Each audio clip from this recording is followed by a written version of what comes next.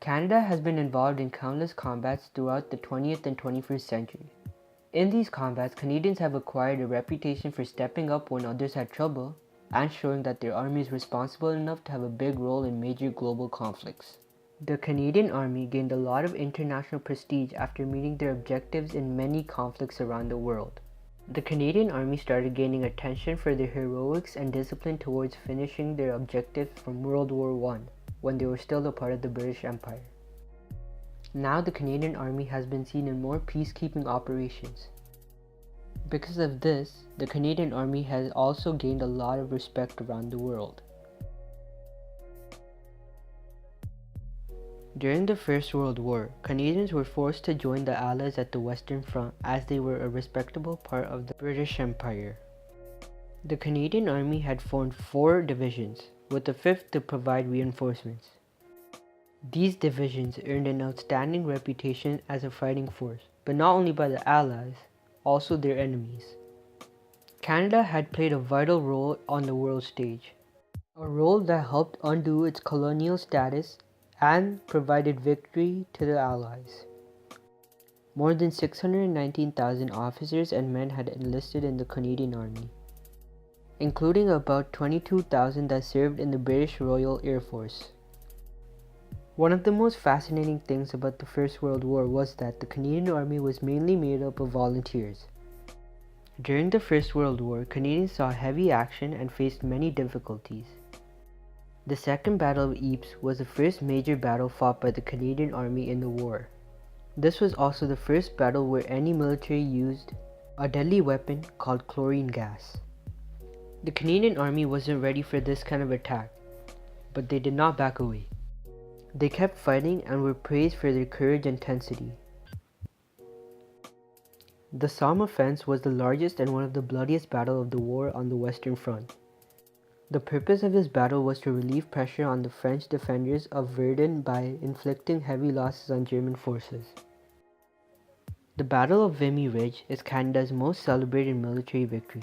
This was the first time all 4 divisions of the Canadian Corps were fighting to seize the high strategic strongpoint of Vimy Ridge.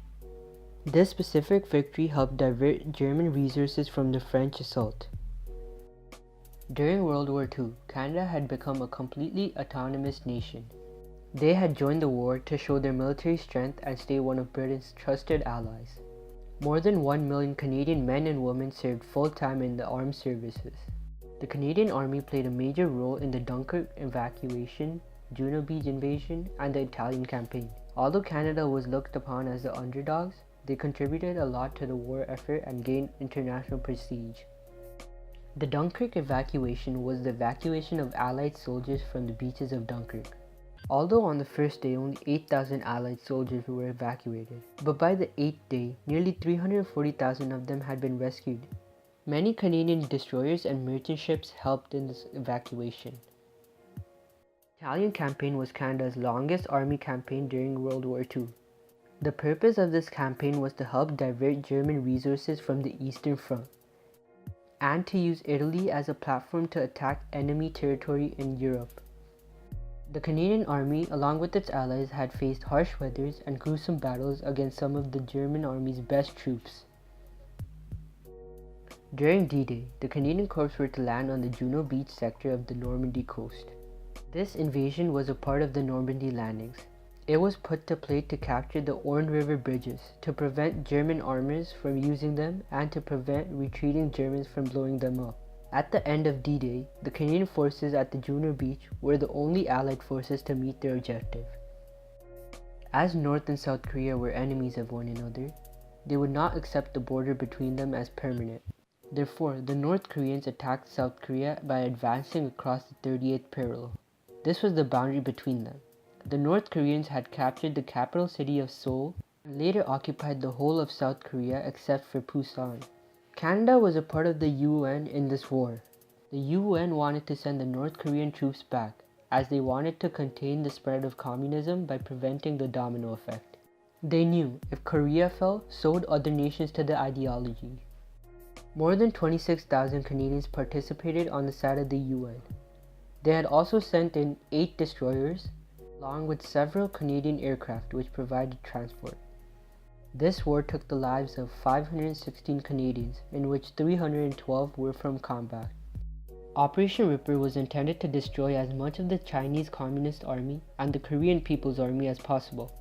As Canada and its allies destroyed the enemy forces, both the opposing armies were forced back, and the UN troops were able to plant a strong base at the 38th parallel, therefore resulting in the recapture of Seoul and a UN victory.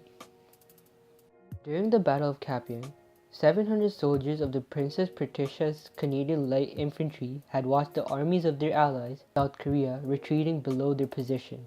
These soldiers had to hold their positions against a force of 5,000 Canadian soldiers. This battle contributed significantly to the defeat of the general Chinese offensive against South Korea, and it was also one of Canada's greatest military achievements. Hill 355 was highly valued because of its height. It was the highest ground at 355 meters above sea level, overlooking the surrounding front lines and supply routes. Because the Canadians were able to protect the hill very well, the UN and South Korean troops were able to send in resources from one place to another. During this period, there were several conflicts occurring in the African and Middle Eastern region. Canada had decided to try to bring an end to crises like the Gulf War, Rwandan Civil War, and the Somali Civil War. It wanted to help the citizens of these nations and provide peace. Unlike any other conflicts the Canadian Army had been in before, their main objective in these were to protect civilians and wait for counterattacks to fight back. These civil wars and tribal conflicts were more challenging and complex than what Canada had ever encountered before. The Gulf War was a conflict that happened because of Iraq's invasion of Kuwait. This was Canada's first war in about 4 decades. About 4,500 Canadian service personnel participated in the war. The Canadian forces later re-established the Embassy of Canada in Kuwait City. They had also flown in many humanitarian aid and security to Kurdish refugees in northern Iraq. In the Rwandan Civil War and Genocide, about 60 Canadian military personnel and 130 Canadian aircrafts provided vital support. They were intended to stop the bloodshed and restore order in Rwanda. This happened when the Hutu ethnic group had been inflaming cultural tensions and blaming the Tutsi minority for all of it. About 800,000 Tutsis and moderate Hutus were killed. During the Somali Civil War, airborne troops of Canada were frequently harassed by locals, but that did not stop them as they attempted to reopen roads and hospitals, rebuild bridges, and escort food convoys. The Canadians were fighting in an attempt of removing all armed rebel groups in the region. The War on Terror is Canada's most recent war. This phrase has been specifically used to refer to the ongoing military campaign led by the US, Canada, Britain, and its allies. It is intended to go against organizations and regimes that identify themselves as people who bring terror. The War on Terror has been a multi-dimensional campaign of almost limitless scope. Its military dimension involved major wars in Afghanistan, Iraq, and Syria. Canada had a big role in all 3 of these major conflicts. Not only the Canadian Army, but also the Canadians back home supported and wanted the end of terrorism. They also accepted tens of thousands of refugees and gave them shelter as an effort. This brings to show that not only did the Army contribute to peace, so did the citizens of Canada. These are the reasons that the Canadian Army and Canada as a nation is respected worldwide. The war in Afghanistan was a response to the 9/11 terrorist attacks and was intended to defeat the Al-Qaeda and the Taliban government of Afghanistan. Canada has sent special forces and ground troops to the front. There, thousands of personnel were sent to battle, along with 15 Canadian warships. This was Canada's longest war and the first significant combat engagement since the Korean War.